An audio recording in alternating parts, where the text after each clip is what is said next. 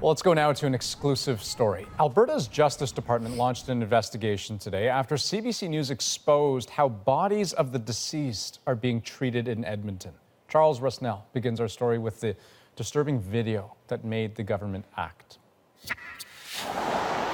17 bodies sheathed in white bags line the floor of a refrigerated semi-trailer parked near a busy Edmonton street.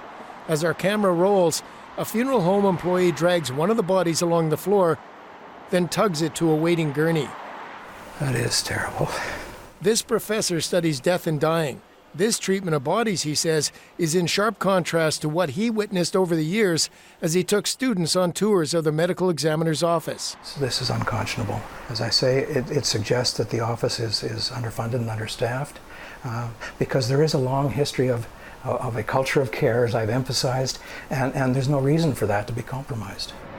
CBC News has learned the medical examiner's office took the unusual step of renting the trailer because it ran out of space. Internal emails show staff raised concerns with the chief medical examiner, Dr. Elizabeth Brooks Lim. Last week, an employee told her, "I feel that this might not be something that families will find acceptable. How do I approach this when speaking to families?" She responded, "The floor is clean, the bodies will be in body bags, and the families do not need to be informed of the storage procedures." Late today, Alberta Justice said, "First and foremost, we extend our apologies to all families who entrust their loved ones to us." A contingency plan was implemented late last week to manage an unusually high number of new death cases. The department said steps are being taken to ensure dignity and respect, but the opposition NDP said more needs to be done. Who authorized this decision? Why did they not listen to the concerns that were raised by staff in the office who identified that this would be something that would be considered a real indignity by families and other people involved in the system?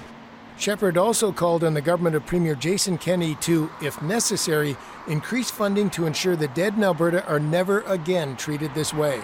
Charles Rusnell, CBC News, Edmonton.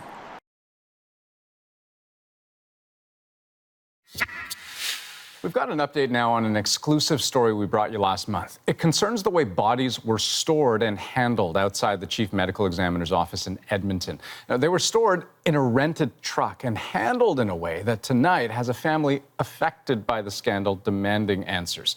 Charles Rusnell heard from them. I feel like my brother's body was desecrated. I have to live with that for the rest of my life. This is what upset the family of Bryce Sather.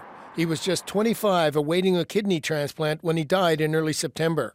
His family was emotionally prepared for his death, but nothing could prepare them for how his body was treated. It was just disgusting to see the way they could show the lack of care or empathy towards someone's deceased family member. Treating them worse than like dead cattle. Dragging him across the floor. Despite debilitating health problems, his brother Raymond Pizzi said Sather lived, as best he could, a happy, full life. In preparation for his funeral, his family arranged for a funeral home to transport his body to Calgary.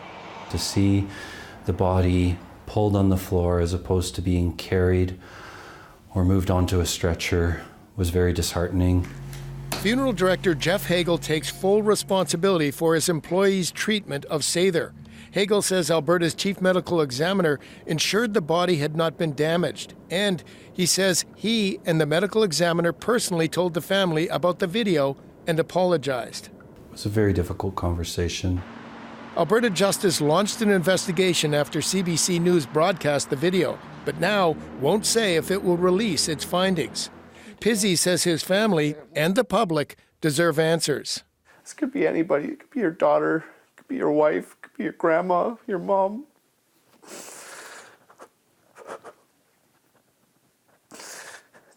It shouldn't just be swept away like it was nothing.